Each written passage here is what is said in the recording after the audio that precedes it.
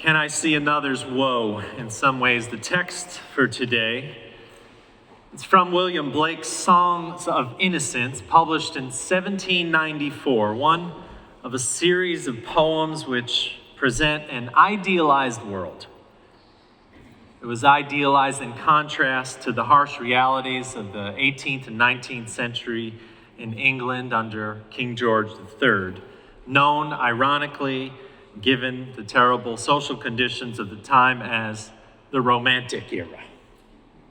Most of the poems in Songs of Innocence are matched by a grim portrayal in Songs of Experience, another collection of Blake's.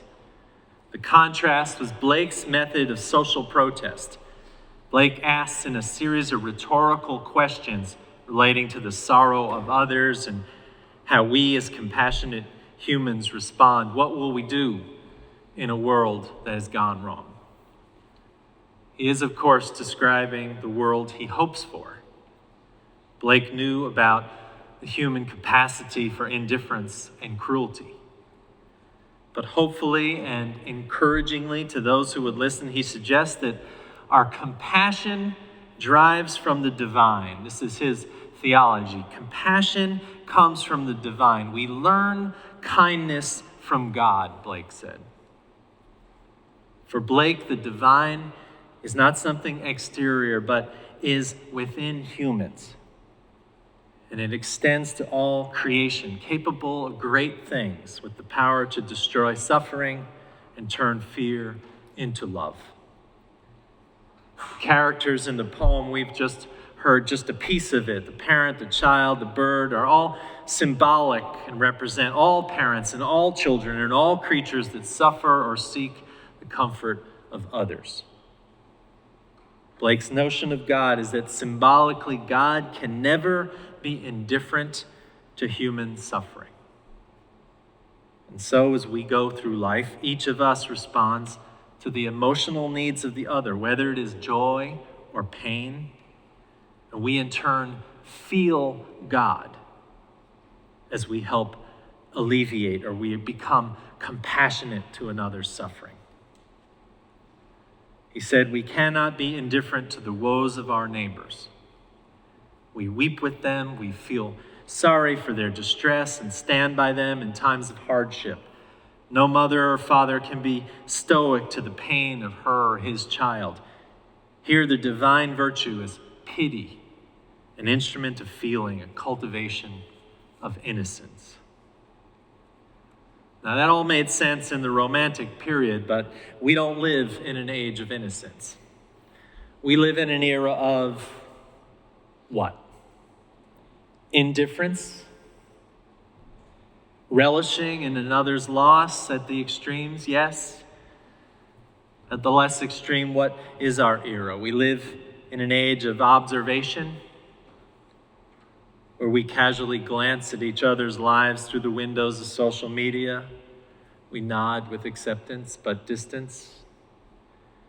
I wonder what this age will be known for. For most of us, it's a time of extreme wealth compared to the rest of the world.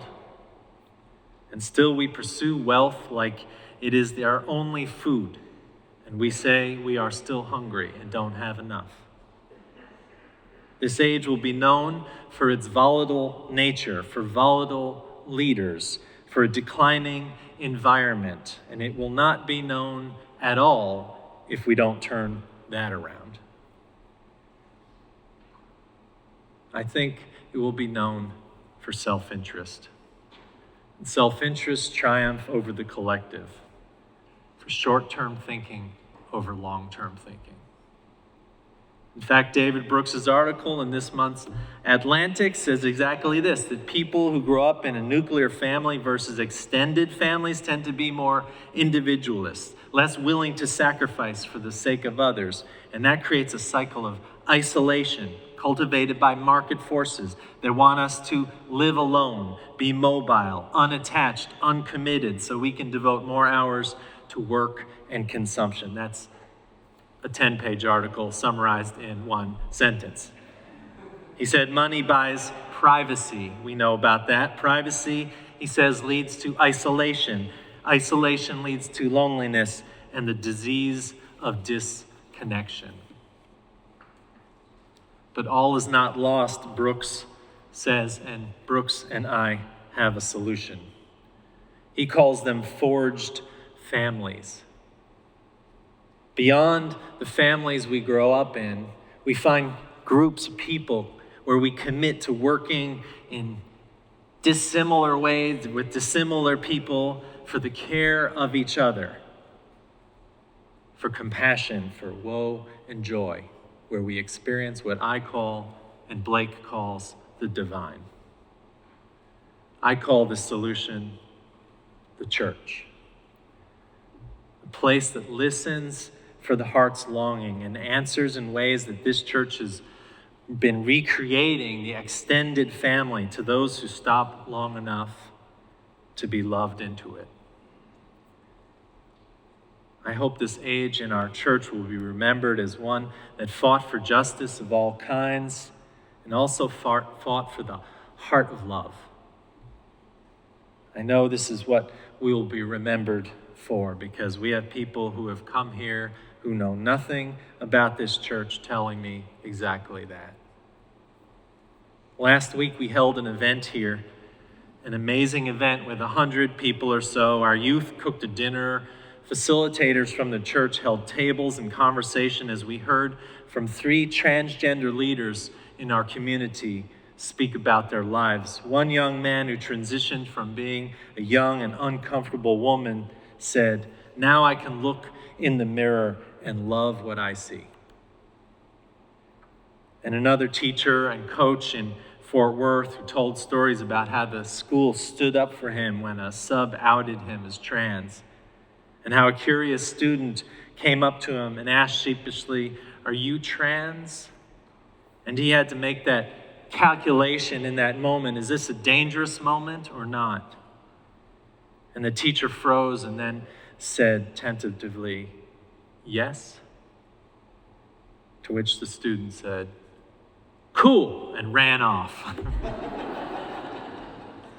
And we heard from one trans activist who spent a life from the age 14 homeless because her family kicked him out in South Dallas, and eventually she was in prison, turned her life around, and now works teaching the Dallas police about trans people, especially Black trans women, of whom we know are the most vulnerable people in our community. All we have to do is read the front page of the newspaper over the last 2 years and know that is true, as we see Black trans women, victims of murder. At this event, which was by far the most diverse event I've ever seen in this church, I found momentarily, in the midst of all this mix of conversation and story, a young woman standing out there, right outside the door, with her arm on the wall of the church and her hand on her face, and she was weeping. And I went out and asked her if she was okay and if she wanted to talk, and she said yes and yes. And then she proceeded to tell me that as a Black woman who had just left the army and moved to Dallas from Fort Hood, and as a lesbian and a friend and family member to trans people, she sat in our fellowship hall and became overwhelmed by the love and acceptance that was happening here. She teared up and smiled and thanked me and returned to the conversation, and I was stunned. Another story. A young man came back to the church in his early 20s. He said in so many ways he wanted to be reminded how smart and powerful and rational and competent he was. And he sat quietly and worshiped for weeks, and 2 things could have happened. He left and never came back, or he realized that what was happening to him every Sunday was his vulnerability, his desire to partner with people to make the world a better place, and his need to connect with others was being reflected back to him. And he heard words like the words of Rev.Dr. who called for America to move from an I to a we, and to make room for just one more He realized he needed a crucible to put his soul into, to transform arrogance and power to humility, and ultimately to being a more honest and spiritual person. And he realized that taking off the armor of being a puffed up male and allowing the church to massage him into connections that were authentic and real was the true spirit and work of the church. And I was invited more deeply into my own development as a human being, and loved into being, and encouraged to lead a church eventually toward the same softening, massaging of the heart the world so needs more of. And I realized that that is where God lives, in the virtues of connection and vulnerability, in developing a listening heart. Blake sees a God within us in the sum total of our divine qualities. When we discover the divine, those natures that are within us become a force that turns us into becoming more whole human beings. For Blake, he said, he doth sit by us and moan. It's not a distant God who visits occasionally, but us. When we sit by each other, when we sit by the transformation which is possible here and among us. When we move from welcoming to belonging, from tolerance of each other to acceptance, from attending to owning this place and its hopes for love's final victory over the world. For those of you paying attention, I said those exact same words last week. Because we are moving from welcoming to belonging, from tolerance of each other to acceptance, from attending to owning a place that has a hope of love's final victory over the world. Where but here do we get to do this kind of spiritual work? A forged family, an extended, spiritual, supporting, loving, multi-generational, multi-ethnic, multi-racial, multi-gender church that does not live in silos, which bears our grief and shares the joy of eternity, as Blake said, and helps us to be known by knowing each other's journeys. Denise Levertov again, she said, we have only begun to know the power that is in us if we join our solitudes and communion of struggle. So much is unfolding. So much is unfolding that must complete its gesture. So much is in bud. The church is a place to lean into your brokenness and grow past your limitations. It's a place to answer your heart's true longings. It's a place to get help with living your life, with loving your life, with deepening your skills of intimacy, and so much more. Here we create compassionate opportunities like nobody's business, and no one else really does. Not saying no church does, but it's unique that we as a community can do such a thing. Here we are all welcoming bodies, all kinds, all abilities, all expressions. A colleague of mine last week said to me, I don't want to be the church of all souls. I want to be the church of all bodies. That's why we say in the welcome occasionally, we are a church that welcomes you if you're searching or found something today. We welcome you if you're whole or in pieces, just lost a loved one or can't find anyone to love. We welcome you if you're just out of rehab, for your hip or your heart inked or not inked, young or old, gay or straight, or somewhere in between. We welcome you if you just wandered in because we have great quotes on the sign out front. Or you heard someone talk about a place like this.